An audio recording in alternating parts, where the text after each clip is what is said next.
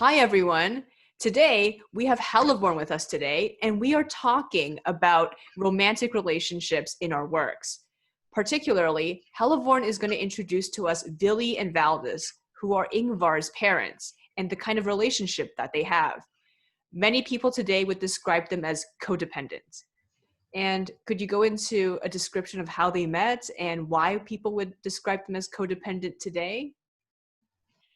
Hello, and thank you for inviting me, and thank you for the question. Well, yes, definitely.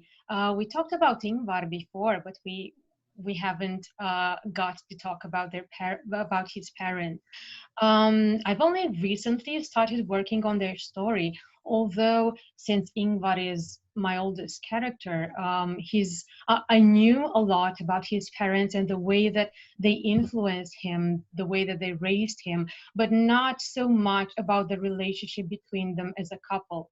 So this story that I'm working on can definitely qualify as a romance, since the relationship between Valdis and Vili is the main focus of it. But it's a different type of relationship than what I've written so far. It is in a way the strongest relationship that I've written, since they are both accomplished people who love each other unconditionally. But well, they're a bit of a Gomez and Morticia Adams kind of couple, so they are considered a bit strange by other people, a bit dangerous and not very likable, and they are often assholes to everyone else, but to each other they just mean the world.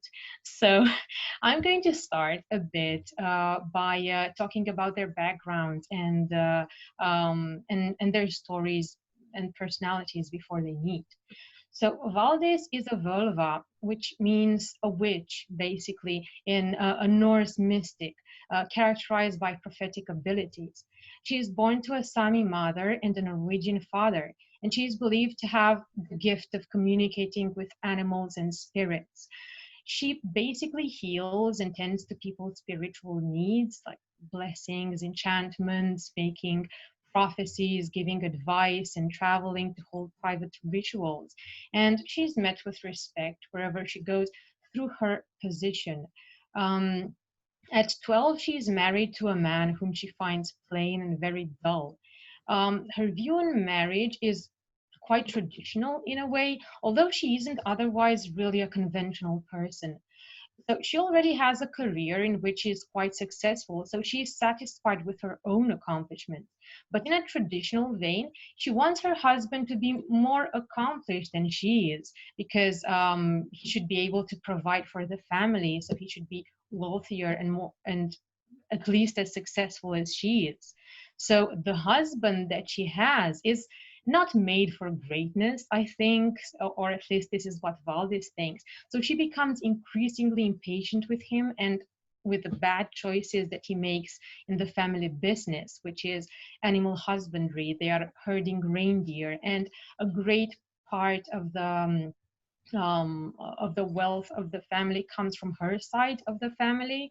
So this is why she's displeased with the way he handles everything. So after 8 years of marriage, she meets a Norwegian man called Vili, which is short for Viljalmar, who comes from a prestigious family, but he was exiled from Norway for murder at 15, since Iceland was settled mainly by Norwegian people. A lot of people who were exiled from Norway were sent to Iceland. And he's there and he's trying to make a career by working for a Godi, which is a member of the Icelandic parliament. Um, and although they are both married at the time, Vili and Valdis fall in love. Valdis's husband dies in an accident and she comes to manage the reindeer in his stead. She and Vili soon get into the animal husbandry business together because he herds horses. And when his wife dies in childbirth, Valdis is there to comfort him, and they start an amorous relationship and get married. About Vili, I can say that he's a serious and hardworking man who wants to prove himself in Iceland. He is in a sort of a competition with his brothers who are quite wealthy. They are into whale hunting and commerce, and he wants to prove that he is at least as good as them. But the boss that he works for doesn't seem to recognize his worth, so he's quite displeased with that. Um, he's a family man and he loves his wife, but when he meets Valdis, he's immediately captured by how clever and willful and free-thinking she is, and he respects her position as a mystic and healer, and he trusts her wisdom. So when she starts giving him business advice, he never questions it, to the point that he grows quite dependent on her over time. He struggles hard not to cheat on his wife with her because, well, he's trying to be loyal, but he's very much in love with her at this point. So when his wife dies, he's only too eager to be comforted by Valdis. So from here on, what he appreciates about Valdis is how supportive she is of him and of his career, and how much faith she puts in him. And with her wisdom and magical powers, she helps him rise in position and helps the family business until eventually he becomes Godi himself. So, a member of the Icelandic parliament, which is a high honor. It's pretty much it's actually the highest position that you can have in Iceland, since the head of the country was still the Norwegian king. So the greatest thing that you can do when you're in Iceland is become Godi. So of course there are several Godis, well, since there was an entire parliament, but it's still quite a good thing. So the family becomes quite wealthy at this point. Then rumors start to appear about certain unorthodox things that they do together in order to achieve this goal, including several murders. But things are never really proven. I mean, some of the things are not proven. People say that Valdis is manipulating things from the shadows with the help of her magic. Of course, magic doesn't exist in the world of my stories more than it exists in real life. So of course people are superstitious, but maybe there is no smoke without fire. So maybe there is something there, magic or not, something about her involvement. So Vili denies rumors of shady things going on and just says that she's a very wise person who gives him advice. So this is the only way in which she's helping him, not with anything supernatural, not cheating by using her magic, you know. And he always takes his side, to the point that some people say that she bewitched him with a love spell, and this is why he loves her so much. He's more likable than she is, so a lot of people start asking themselves, what does he see in her? Because she's not the nicest person. She's not the most beautiful woman, and what exactly does she see in her that he's so captivated by her? So, well, gossips are going to gossip, right? Um, Also, Valdis cannot get pregnant for a while because she suffers some miscarriages. So when she eventually does give birth to a boy, gossips even say that she was infertile and she made a pact with the Jotuns to be able to keep a pregnancy. Jotuns are mythical creatures like ice giants from Jotunheim, or giants. So and in Norse imagination, Sami people are often linked with Jotuns because they are both said to possess strong magical powers, much stronger than Norse people. So Valdis is rumored to have Jotun blood herself. The boy is, of course, Yngvar, whom you know from Lucky Wolf, and but yeah, and as family oriented and loyal that both Vili and Valdis are, they don't get a medal for parenting. So yeah, but otherwise they are really good to each other. And what you said about being codependent, yes, I think this definitely applies. Especially Vili is very much dependent on Valdis and her advice. He is a strong-willed person himself, but he appreciates her a lot. So before taking any important action, he seeks her advice first.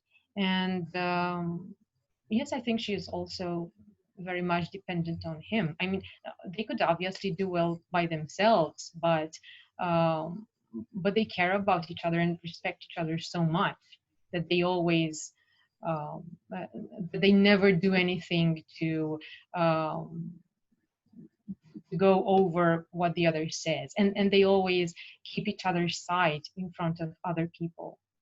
Mm-hmm. I see. Yeah, because as a point of comparison, I'm going to be talking about Lev and Raisa, who are Sam's parents, and they have a lot of similarities with Vili and Valdis in some ways. They're both middle-aged by the time that we read about them. And they're also kind of codependent on each other, though I would say for Lev and Raisa it's for a different reason. It's more due to external factors rather than like their personality types. Oh, I see. I see. Yes, yes, I think they have quite a few things in common paradoxically because they're not very much alike in terms of personality, but yes, their relationships do have some things in common. Could you expand more about this codependency with Lev and Raisa and how it's manifested? Yeah, so I would say that before they went to the States, they were more sociable. Like, they had a lot of friends, and Sam, like, he never saw it but himself, but then he imagines their marriage as like, when they got married, there was a lot of people who attended because Lev was very well known in the left-wing labor movements, and Rise's family was pretty big in Odessa because she knew a lot of people, and her father was a Yiddish poet and a watchmaker. But then after they went to the States, I think they got more and more isolated as they became really engrossed in their work because they run a print shop, but they have to make sure that they make ends meet by like getting people to actually buy their stuff and making like, business contacts and such. But that means that they don't have any time for socializing and, really making real friendships outside of the business sense. So in a way, they are kind of isolated because they lack the kind of the community structure that they had back in Odessa. And it's because of that, and also all the economic struggles that they face, that they become increasingly isolated and just focused on making ends meet and on Sam, because they actually place all of their hopes for the future on Sam, who is their only child. I see. Well, would you say that they are a bit introverted, or is either of them introverted? Good question. I think maybe Lev is a little bit introverted as well as Raisa, because even though they were very sociable in Odessa and involved in a lot of things, I think it has to do with external factors. I think some people are more sociable when there are external factors that allow them to be sociable, but once those factors disappear or change, they just retreat into themselves. So does that make them introverted in a way? Because they don't motivate themselves to go out to get to know people. Like, it really depends on their circumstances. Well, this is actually a great point. Um, I think there is definitely a degree of introversion, and I actually think that this is another similar point between them and my characters Billy and Valdis, because they also don't. I mean, my characters, I think they don't enjoy very much the company of other people. Maybe they would much rather prefer to be with each other rather than socialize, but at the same time they appreciate social recognition a lot, so they get a lot of satisfaction from being respected in the society that they live in, and having a good social position. So in a way they do socialize because they have to, and they get this kind of satisfaction, a rather professional satisfaction than a personal one. So in a way, they are the opposite of Lev and Raisa, because the external factors make them to socialize more than they want to, but at the same time, I think they have kind of the same degree of introversion. Mm-hmm. I think so too. It's like a different kind of introversion than what we usually read about. Because I think when we hear the word introvert, we assume that the person doesn't really want to interact that much, regardless of circumstances. It's true. Yeah, yeah, that's right. That's right. Hmm. I think another character of yours, Yngvar and Merwin, they definitely are that traditional kind of introvert, right? Yeah, that's right. Yeah, definitely. Definitely. They don't like interacting with people, and Ingvar, although he's in a position that requires him to be more sociable, he avoids it as much as he possibly can. And this is, I think, perhaps uh, one of the critiques that people can bring him. Even though he's well respected, people find him too standoffish. They don't really understand that he's introverted. I think he's more rather seen as arrogant because he Mm-hmm. avoids interacting with people directly. So he has his right hand man Hakon, who is on the opposite side of the spectrum, and he is like Ingvar's voice, you know. So um, so yeah, I think yes, Ingvar definitely counts as an introvert. Mm-hmm. Mm-hmm. Yeah, I think everyone around Yngvar is more extroverted than he is, like Eyolf, right? For example, except for Aiden. Do you think Aiden's more introverted than Yngvar or less introverted or about the same?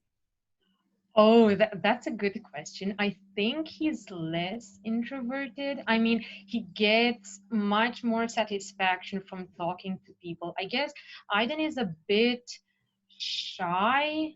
He's also quite introverted, but he's a bit shy. But once he starts communicating with people, he can actually feel really good about himself, and he can feel good in the company of others, whereas for Ingvar that never happens. The more he communicates and the more he mingles with people, the more irritable he becomes. It's not the other way around as it is with Aiden. So it's like, as a joke, it's like in the Sims version, where the lone wolf trait starts beeping, when Sims stay with other characters. So I think that's very fitting for Ingvar. Mm-hmm, definitely. I don't think Aiden has the lone wolf trait, right? No, no, no, he doesn't. He Mm-hmm. doesn't. He just takes more time to become comfortable with people and to warm up. But once he Mm-hmm. does, he um, he manages better in social company. Mm-hmm. Yeah. I think Lev and Riza are kind of similar. I think they're not really shy. It's just that they're really tired and that makes them not want to interact with people. And over the years, it becomes a pattern. Because once you get, you know, like once it becomes a pattern, it's hard to break out of. You know that in the past you were different and in different circumstances you were more sociable. But then over the years, it just becomes kind of like, oh, well, this is how it is and we're too tired to change that. And I think we're okay. I see. This is actually really interesting. One thing that I love about these characters of yours, and something that you talked about in a previous podcast, is the way that they change over time as people and how their relationship changes over time. And I think this is very realistic because I don't think we see that very often, because I feel that most of the times when we see relationships depicted, it's either relationships that are in the very beginning, so the part where people fall in love and then it ends when they get married or Mm-hmm, something, mm-hmm, or maybe the end of a relationship can also be portrayed the part where they break up and it falls apart. But this kind of relationship that Lev and Raisa have, something that it becomes a bit um, monotonous, but it's not bad per se. I think this is interesting because we don't see that very often. So, Mm-hmm. how do you think their relationship changes over time? So, what is it like at first when they met in terms of, I don't know, communication, passion, and everything, and expressing emotion, and how does it become once they grow more and more tired? I think at the beginning, they were pretty excited to get to know each other, even though that I think from Rise's perspective, Lev was always not really great at communication, especially his intimate feelings, because he's a very serious person who just basically talks about his ideas, especially the political side. So he's not that good at communicating how he exactly feels. And maybe he feels like he isn't the best to talk about that kind of thing. But I mean, they do get along pretty well. They bond over Yiddish theater, poetry, because she tries to get him to explore more artistic things, not just more, like ideals and politics and stuff. And, they bond over that. So they were pretty good. They were pretty good to each other and pretty passionate. I would say that after Sam is born, especially after, their business nearly kind of fades out in when Sam's around 6 or 7, like they go through some economic troubles. That is when I think they start changing for, I guess, like they become less passionate and more focused on survival, because they're more focused on making sure that Sam has a good future now that he's in the picture, and that their business can survive, because they're not really sure what they can do except for the small business. I see. So maybe it's also their expectations that change, right? They are very hopeful when they first get to America, right? So and after that, it starts to become, well, it's not really a routine because they constantly struggle, but maybe struggling becomes a routine. So Mm-hmm. uh, it's it's it's quite a passion killer, I can imagine.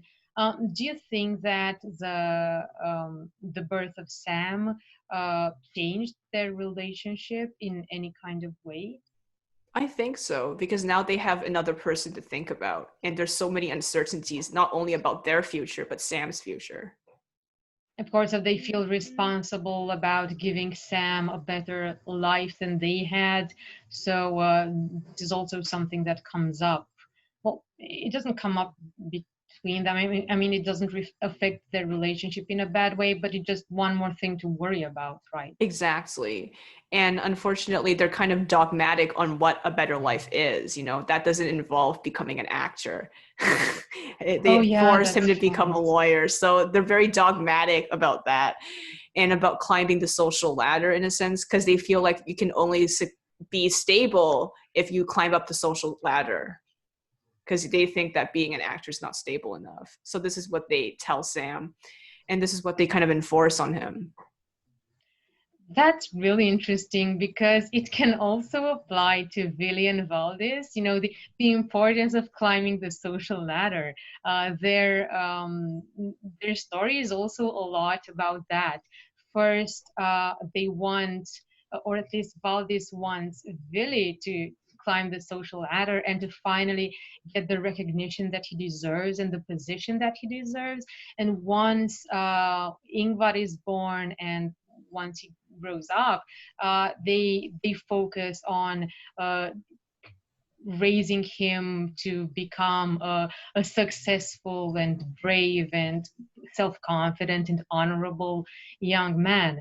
So they also push their ideals on him in a way, and uh, well, in a way, that's a good thing because maybe he has a good role model in his father. I'm not sure if the modern reader would find him a very good role model, but for the time, I think he was great as a father. But at the same time, they also stifle certain tendencies that he has. So it's quite similar to Sam. Of course, to to a different degree and in a different way, because the context is so different as well. But there are also moments when they push their ideals on Ingvar and don't let him become what maybe he wanted to become if it wasn't for them. Mm-hmm. I think so, yeah. They do have that similarity. What do you think Ingvar thinks of his parents pushing their ideals on him? Does he think it's annoying, or does he just kind of think it's normal, or what does he think? Well, in the beginning, he thinks it's normal, and well, they keep telling him that it's normal, and that he's very lucky to have the life that he has, and that they didn't have such a good life when they were his age. And in a way, they keep telling him what great parents they are. So when he is very young, he actually believes, "Oh wow, my parents are so great." But as time passes and he becomes a teenager, he does become quite annoyed, to the point that he becomes quite rebellious as a teenager, and quite I don't know, in a rather aggressive kind of rebelliousness, and he becomes reckless and does all kinds of things and has a death wish, I can say. So I think that the pressures that they put on him, and the way they influence uh, his behavior uh, through the upbringing that they give him, it it doesn't have um, it has side effects, we can Mm-hmm. say. So maybe it is good they did succeed in what they wanted to succeed, but it has side effects. So Mm-hmm. yeah. um, so they do make him the strong, brave, and enterprising man that they wanted to have as a son, but emotionally he developed some serious problems. So he grows to be a bit of a highly functional psychopath, we can say.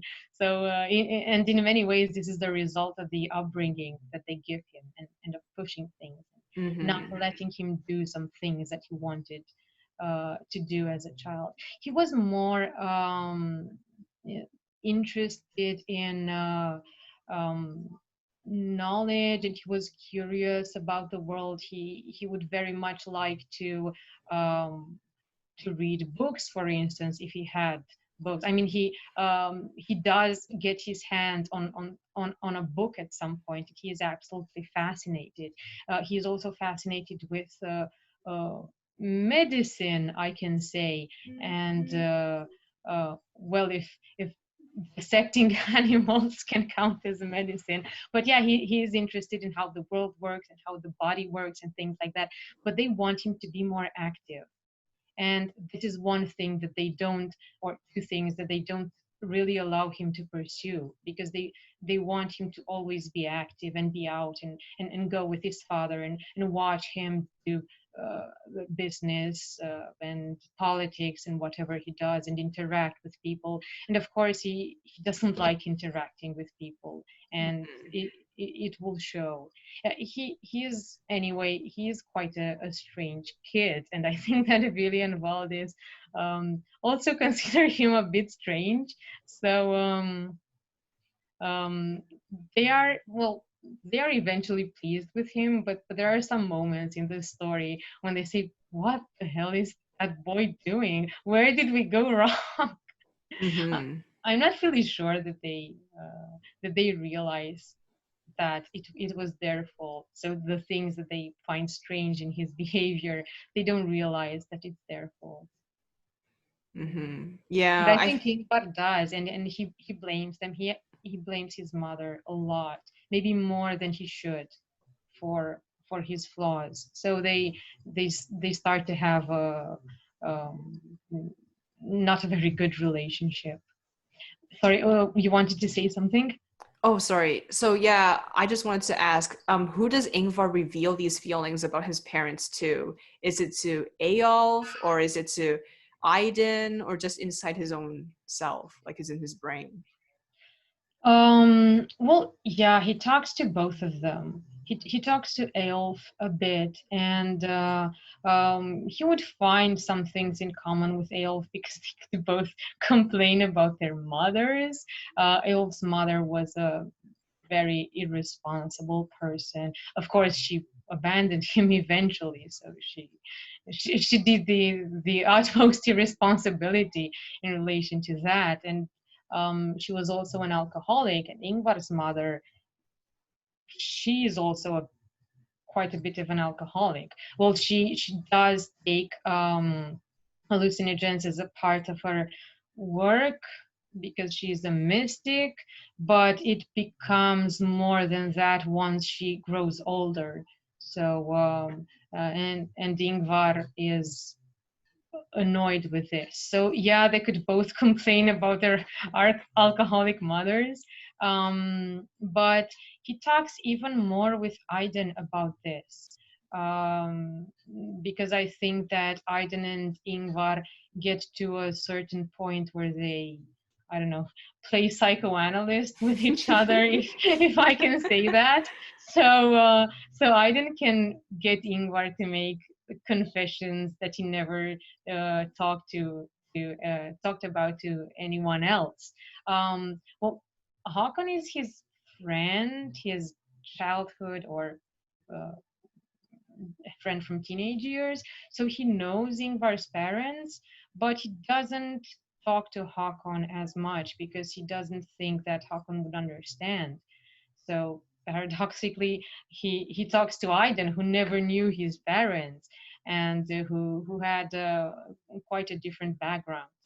So I think what they have in common, Ingvar and Aiden, is that they were both very much influenced by their mothers, but Haydn in a good way, whereas Ingvar not really in a good way. But Ingvar is also fascinated with Valdis. So even if he dislikes a lot of things about her, but he's also very much fascinated with her and with her job.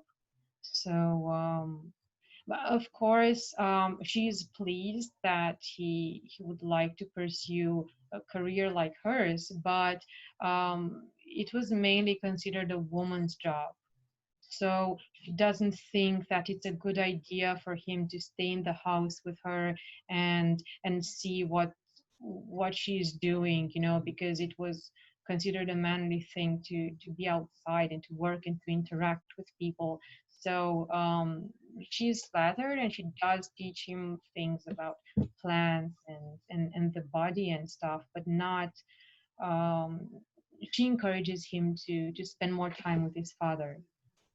So Mhm. yeah.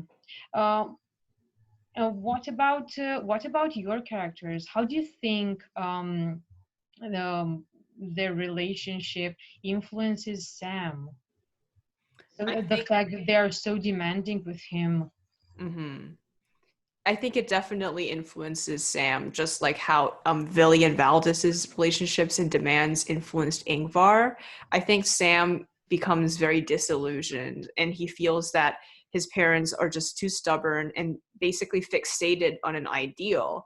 And they say he's fixated on an ideal, like, oh, you're too idealistic, you can't make it as an actor. But at the same time, he feels like his parents are overly idealistic for believing that you have to be a lawyer in order to be successful and that there's only one way to succeed, which is to climb the social ladder and live, the generic middle class life. So that's one thing that really Right, influences Sam. right. That makes sense. Sorry, there was a lag. So like suddenly you paused and then like you start speaking while I was speaking and then I just got confused because there was a lag. Did you have a lag on your side? Oh yeah, it was the same for me.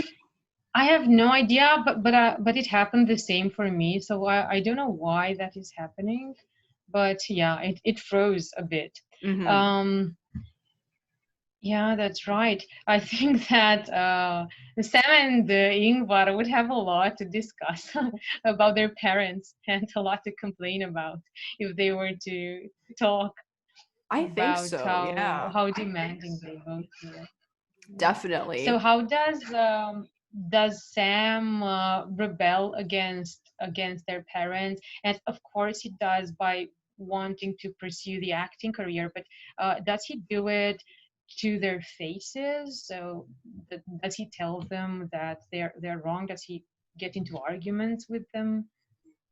That's a good question. He definitely does. He's very, especially as he goes into law school or he's getting close to going to law school in his high school years, he increasingly speaks out against what his parents have planned for him.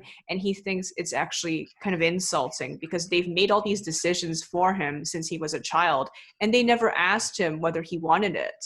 And this is what really pisses him off. Like he's fine with them wanting him to be a lawyer, but couldn't they have at least asked him if he wanted to do it? But then they don't ask him at all because they don't trust his decision-making skills. They think he's too childish and they infantilize him, which really makes Sam angry because he wants to live life on his own terms and not just be a puppet for his parents' desires. That's true. That's true. And does he think that, look, you guys had your independence. You left from your parents, from your families, and you went all the way across the ocean. Why wouldn't you just allow me to make my own choices? He finds it a bit hypocritical too. Mhm. And I think one of the reasons what his parents would say to him is, "Oh, it's because we're in a new country, so we want to protect you because we are not sure how things work here, and we don't want you to fail because there's a lot of people. Like for example, they give some examples of people who they knew growing up on the Lower East Side when Sam was growing up on the Lower East Side, and said, "Oh, those people." They weren't successful and now they're working at like a steel yard and there's a lot of risk that comes with that. You could lose your arm, you could lose your finger, you could get crushed by a steel beam or something. And Sam, we don't want you to have a life like that. So this is why we're pushing you to be a lawyer so you won't end up working at a steel yard." So they justify their behavior by saying that it's all in his best interest, and this is what, well, in a way it is. I mean, of course they are not lying, but there is a degree of hypocrisy there. hmm I think Sam kind of grows to realize that a lot of parents are hypocritical because he talks to Frankie, Joel, and some other friends of his about their parents, and he learns that pretty much every parent is hypocritical in some sense. That's right. That's actually very right. I think that well, Vili and Valdis are also hypocritical in relationship to Yngvar, and in relation to Yngvar, and not only like that. I think that they are often in denial about each other as well. So when the other does something wrong, they never want to admit. Right. So even when the other does something shady, especially if Valdis does something shady, and Billy's brothers come to him and say that, how can you accept what that woman is doing? Don't you find it weird? Don't you find it wrong? And he always takes her side, and he denies, and she says, no, she's great. She has the best interest of the family in mind, and I think he doesn't accept, not even to himself, that there was something Mm. a bit off about it. hmm So yeah, I think that there is a lot of hypocrisy and denial, and not wanting to accept that something is wrong. hmm Hmm. I think Sam's parents have something like that too. Like they refuse to admit that maybe they're too strict and too demanding, even though sometimes either of them think the other is going too far, but they don't say anything. And they're like, oh, we're just doing this so, our boy can be more successful. Like they always justify it like that in the end. But I think both of them do struggle. And I don't know if Vili and Valdis have this in mind as well, that they're really afraid that all of this pushing and all this paranoia will drive Sam away from them one day. Like they can't really control it because it's now become something that they've gotten used to, like the screaming at each other and like, pushing all these ideas on Sam and saying it's for your best. Like they've kind of gotten used to it. But then at the same time, they have this underlying fear that because they can't really fix themselves overnight, that Sam's going to not like them one day and just ignore them. They are pretty Hmm. afraid of that. Well, wow, yeah. Yeah, that's a really good point. So they realize that they might not be doing something uh, that they might be doing something wrong in relation to Sam. I don't think Vili and Valdis realize it. I don't think they do. Maybe it's the time difference, because I imagine that if they lived in our time, they would realize that they are somehow pushing him away. But at that point, no, I don't think they ever do. I mean, well, I think Valdis does at one point when she grows old and Yngvar is very um, hostile in a way. So when he starts being blatantly hostile, even after he's not a child anymore, because when he is, I don't know, around puberty, maybe they think, oh, it's okay, he's at that age, but he'll come around. But once he doesn't come around, and he becomes more mature, but he's still hostile to her. I think that maybe that's the point when she realizes that maybe she pushed him too hard, Mhm. because it reflects bad on her. I mean, because it reflects back, sorry, on her, because that kind of behavior um, is what he applies to her as well. I see. Yeah. How about Vili? No, I don't think he realizes that. I don't think he ever thinks about it. I mean, well, okay, maybe he does, but he thinks that it's the right thing to do. And uh, for example, when he punishes him for something that he does, he feels sorry about it. So he's definitely not a bad person. He is not like Aiden's father, Mm-hmm. the older man. Right, so he's Yeah. not that kind of person. He punishes Ingvar because he wants to discipline him, but he feels really bad inside, but he thinks that, oh, I shouldn't show him that I'm emotional about this, that I feel sorry, because in this way uh, the punishment will not take effect, if he sees that I'm sorry about it. So uh, he thinks that this is how it's done, this is how good parenting is done, if you want your son to be manly and successful and the warrior type. So this is why he doesn't really question it. He questions it subjectively, but then she justifies it by saying, no, this is how it's done. Mm-hmm. So That it is makes for sense. the greater good, yes. But in our time, yeah, I think they would realize. But in a way, I think that they would be even more hypocritical in our time. So, um, especially because they realize that it's not uh, that good. I imagine Ingvar telling them that he's gay, and their reaction to it would be something like, oh, there's nothing wrong with that, son, but and they will start saying what's wrong, even though they begin by saying that they are okay with it. So they're this kind of people. Mm-hmm. Of course, in the Middle Ages, they would just say that it's wrong, but in our time, they would still be hypocritical. Mm-hmm. That makes sense. Mm-hmm. So what about Vili and Valdis is like I noticed that how do their feelings for each other change as Ingvar comes into the picture and they start pushing their ideals on him. Does that change their relationship dynamic and how they see each other? Oh, that's a good question. I'm not sure it changes how they see each other. I don't think so. I mean, it's different, but essentially the same. Their life and their relationship. I mean, because they encourage each other. Like, you're doing such a good job. For example, when Vili is punishing Ingvar for something, and he's thinking, "Oh, what did I do? Maybe I was too strict." And Valdis is like, "No, you are good. You are the perfect father." Oh, wow. Yeah, I think that they love each other so unconditionally that no other couple of mine does that, because my other couples are, well, they have moments when they second guess each other, and they can be a bit judgmental, like what is this person doing? But with Vili and Valdis, I get the sensation that no, they don't do that. They are always saying, oh, you're doing such a great job, you're perfect, my love.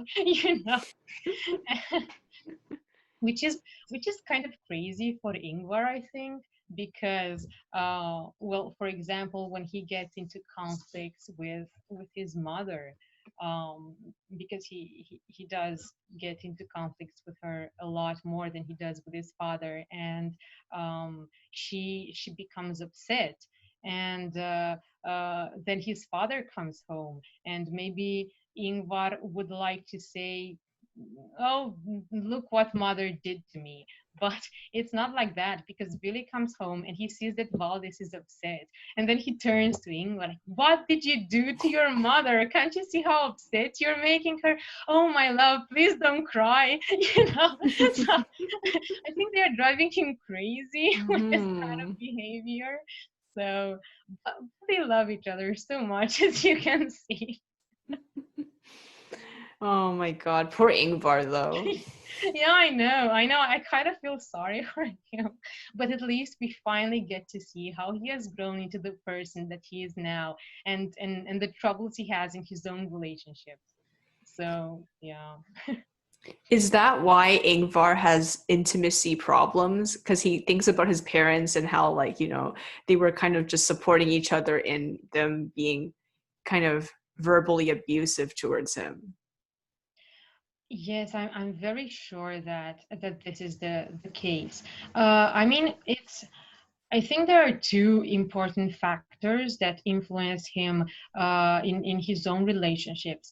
First of all, it was the fact that they taught him to be unemotional, to suppress his emotions, and because they wanted him to be strong and pragmatic and enterprising, and they thought that a good way to this is to teach him not to express his emotions.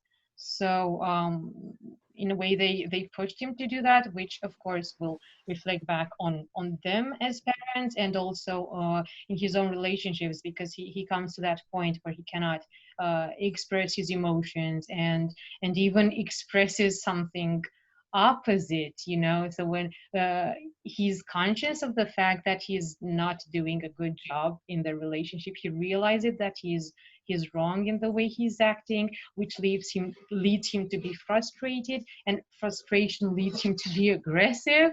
So with Ale, how it went, and he gives off an entirely different impression. So uh, and the other thing that influenced him a lot, I think, is exactly the fact that his parents love each other so much. So maybe he has some unrealistic expectations from a relationship, or maybe this puts some pressure on him. He doubts that he could ever be so close to somebody, and so he thinks that this makes him inadequate. So not being able to have the kind of relationship that his parents have makes him inadequate. Mm-hmm. So, of course, in a way, it is true. He isn't a good lover. So, but I think he puts too much pressure on himself, which leads to more frustration, which leads to himself being even more distant. He both in his relationship with Eyolf and with Ranveig later on, he knows that he's not doing it right, and if he were confronted, he would probably justify, like, I'm broken, I'm not good for you, and he would just walk away. So this is the only way in which he can handle problems, which is not at all. So yeah, I think these are two important ways in which their relationship reflects on him. Mm-hmm. Yeah, like I understand. So like having this kind of really example as a relationship, growing up, his parents, he would definitely have, these standards for himself and be afraid to express himself as a lover, feeling that he can't meet up to their standards. That makes a lot of sense, and it does show us why in Lucky Wolf he was avoiding Eyolf after he felt that he was attracted to him. Yeah, that's right. That's right. And he generally thinks that he's not worthy to be loved, I think. Well, this is another problem in his upbringing. I think that they somehow, um, his parents somehow made him believe that being substandard is the worst possible thing.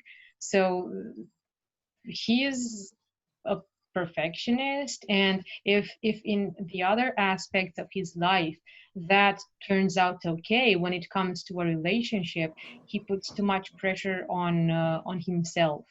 So which leads him to a lot of bad behaviors, and he thinks that, and I think he's afraid to let someone else get close to him because he's he thinks that he is substandard, that he is inadequate.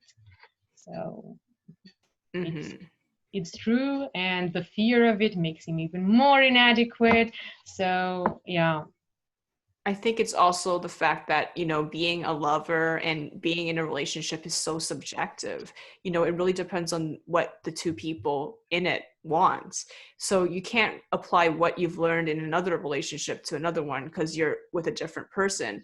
So because of this, I think that makes Yngvar even more, afraid of intimacy because each relationship he has demands different things. And being someone who's introverted, he thinks it's hard to have to put himself out there to learn more about that person in order to cater to them or to learn what would make a better relationship dynamic. And because it's so subjective and it's so dependent on so many variables, he feels like it's really hard to achieve and he feels substandard. That's so true, exactly. And I think that that is a great point, that relationships are so different, even a person's relationships with different kind of people. So they are the same person, but the people they are in relationship with differ, so the relationships are very different as well. And yeah, like you said, Ingvar, well, he generally has trouble understanding emotion, not only expressing it.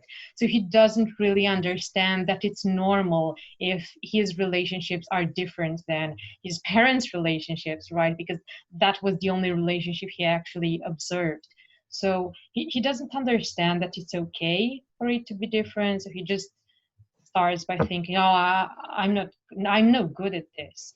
At the first mistake, he thinks, "I'm no good at this," and there's no point in trying. This is the problem. He doesn't, Mm-hmm.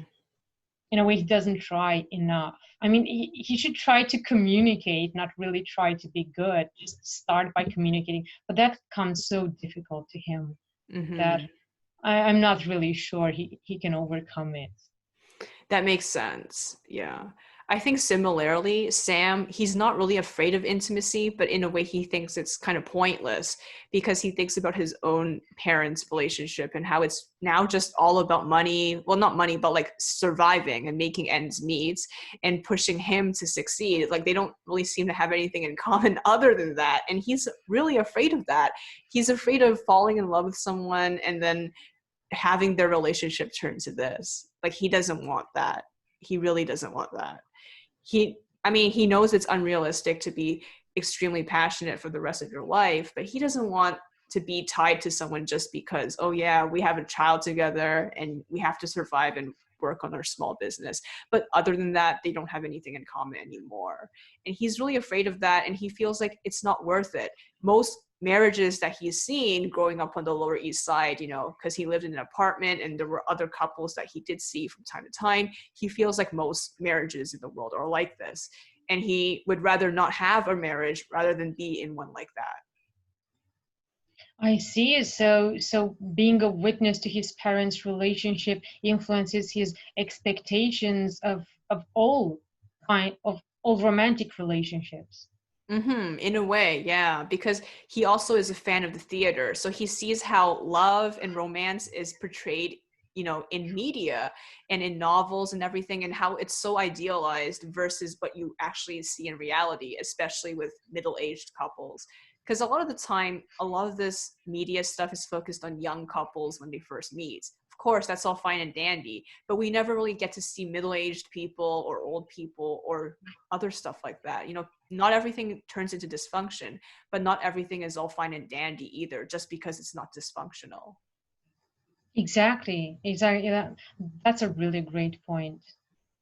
Mm-hmm. So he is sort of afraid that his own relationships would turn into that, even when he is in a relationship, right? I mean, not only before getting into one, but I imagine that he constantly worries about it and maybe overthinks whatever is happening in the relationship, right?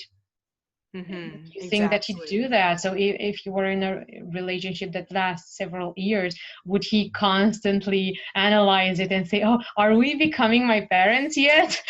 Yeah, I think he would. The longer it lasts, the scarier it is to him. Especially when he first gets to know someone, he's like, oh no, what if they actually want to go steady? Like, he's that kind of person who says, oh no, because they want to go steady. Because he's really scared of it turning into monotony. And this is why Sam, when he's young and he's a teenager, he never has any long-term relationships because he's always so scared. It's not because he's non-committal, not like Ardayan, for example, in the work that Mia and Tete are doing. Not like him. He's not a ladies' man or anything like that, even though he likes to present himself as one to Joel and Frankie. He's not. The problem is that he's just really scared of monotony, and he's a little bit scared that because his parents have infantilized him for so long, he doesn't really know how to be in a mature, stable relationship, because he always still sees himself as essentially a child, even though he knows he's not. Because his parents continue treating him like one, he assumes that he still is. That's really interesting. I never thought about it in that way, but yeah, that's right. So in a way, he also sees himself as inadequate, right? Not only relationships on the whole, but maybe deep down, he also sees himself as inadequate. I think he Would does you in a say that? way. He does. Like, he's not really the type that people would assume thinks he's inadequate, because he always feels so confident and, so cheerful and stuff like that. But in reality, I think he projects this kind of image because he does feel inadequate. And especially in the romantic sense, he feels like, yeah, he always has to put up a facade. Like, he has to be super cheerful and charming in order to get someone, but he knows that he can't do this forever. He can't be super cheerful for 30 years or even 10 years. And he's afraid when the partner sees his real self, which is not always so cheerful, he can be very depressing. He can be kind of whiny. There's all kinds of flaws that he has that his parents have seen firsthand, and they've called him out for it. So he's afraid of people seeing that side of him. I think fundamentally he's very, very scared of his partner seeing him as childish, because that's what his parents have always told him he is. That's right. That's right. That makes so much sense when you put it that way.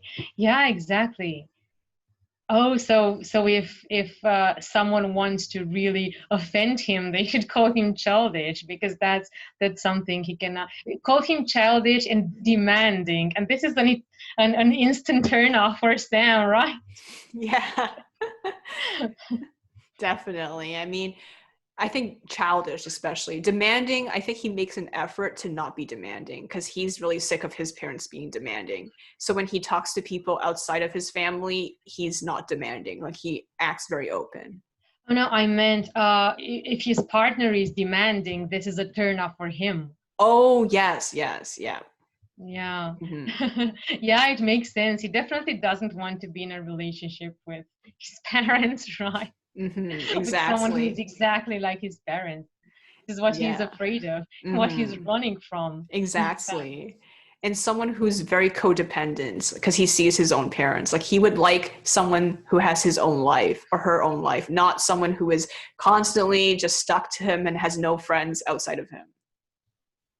That's a really great point, because if we think about the people that he forms relationships with, which can turn into amorous relationships, they are people who work in a different kind of environment and who have different lives. So they would never really work together. So, well, Yeah, I think that makes sense. Maybe he thinks that having more independence from each other leads to a better relationship because it can keep your interest up, and it makes sense. It makes Mm-hmm. sense. So he wants his own relationships to be as different from that of his parents as possible. Mm-hmm. So it's his own way of rebelling against the standards that they've set for him. Yeah, that's right. That's right. Um, what So, returning to Lev and Raisa's relationship, I wanted to ask you, what are the strong points in their relationship? I would say their strong points is that they respect each other's opinions. They're very loyal to each other despite feeling very monotonous about each other. And they don't really argue that much, generally speaking. I think it's because they have so much in common and so many shared experiences, but they're not really the type. They yell at Sam, but they don't really yell at each other. Maybe Oh, they put all their frustration on Sam instead of each other. oh, I see. Yeah, that makes a lot of sense. That's true. That's true. So even if their relationship is quite monotonous as a result of all those common things that they have, at the same time, it leads to something very good. The fact that they don't argue and that they mostly agree with each other, whatever they say. Yeah, that's right. It's really interesting. Two facets of the same coin. Mm-hmm. And the weak points in their relationship. I think that they're not independent of each other because they're so codependent. If something bad happens to either of them, how's the other person going to react? Like they don't have that many friends, like real friends, not just business contacts outside of the other person. So it could deal a very heavy emotional blow to them. Yeah, that's right. That's right. That's really interesting to think about. Well, they have so much more in common with Vili and Valdis than I ever realized. Mm-hmm. Because after Vili dies, Valdis just becomes increasingly emotional and unstable. Yes, exactly, exactly. Yes, and she doesn't realize, she doesn't think about a lot of things while he is still alive. That's such a big blow to her that indeed she becomes more and more unstable. Mm-hmm. But at the same time, she becomes more introspective because that is the point where she starts questioning if she did a good job raising Yngvar, because Yngvar um, falls away from her at this point when it is the point where she would need him the most. But it coincides with Ingvar becoming a teenager and finally taking the independence he was waiting to have. And Mm-hmm. so he goes away and he leaves her on her own. And this is when she does a lot of thinking, because she also doesn't have Vili to tell her, no, you're doing a perfect job, you are perfect, my dear, Mm-hmm. so this is when she starts thinking that maybe I went wrong in Mm-hmm. some ways. Mm-hmm. That makes So sense. Mm-hmm. yeah, so maybe it would be similar with Lev and Rice if something were to happen to either of them. Not as extreme though. I don't think either of them would be like Valdez. They Oh, might blame. Valdis is Yeah, unstable to yeah. begin with, I don't so think that it would that be just that triggers. extreme. Yeah, but it would be pretty bad. I think they would. I don't know how they would be like. Maybe even more codependent on Sam. Oh, that's right. Yeah, that's really true. Mm-hmm. They would push him even harder if either of them dies or something. The remaining one would probably push Sam even harder. That's true. That's true. And there would be more pressure on Sam to get a good job and to do well in order to support them in their old age because they're alone right Mm-hmm. now. So they don't have each other. They just have Sam who has to take care of them. So Mm-hmm. yeah, that makes it even worse. Yeah, that's true. I think Sam wouldn't be able to be as independent because his guilt would reel him back in. Yeah, that's so right. Yeah. Mm-hmm. Yeah, he might not even have a relationship. Like he would just, yeah, whatever. And then he's like, yeah, I have to go back home and take care of my parents. Oh gosh. Yeah, because they're like I guess if they had cell phones, the remaining parent would constantly be messaging him. He's like, "Where are you right now? Where are you, Sam?" And it's like he's on a date, but then he's like, "Where are you? You need to come home right now because I don't know how to use the Oh God. computer. I need to file my taxes. Do it for me." Oh yeah, it's funny, but in a way, it's really not. It's not. For Sam, at least, it's really not funny. Yeah, that's right. That's right. It makes a lot of sense. And because Sam had a closer and a nicer relationship with his parents, he would feel this guilt. With Yngvar also because it was the Middle Ages and because everything is more extreme in that story. That's true. He wouldn't give up anything to be and come and stay with his mother. He would still go away, but this doesn't mean that he wouldn't feel guilty about it. But well, like I said, everything is more extreme. So Ingvar would probably he realizes that she is sad, but he thinks, well, it suits her well. She's an asshole, and she made me a monster, so she should suffer right now. It's okay that she suffers. It's just karma, you know. Well, thank you so much for coming on today and telling us about Vili and Valdis. It was very informational, and we learned a lot about how they compare to Lev and Raisa. Thank you so much. It was really interesting. I thought that I knew a lot about Lev and Raisa, and I had thought about different aspects of their relationship. But I really love the things that I learn now in through this comparison with Vili and Valdis. It was really interesting. Thank But you thank so you for much. inviting me. Yeah, thank you so much again. All right. All Goodbye. right, bye.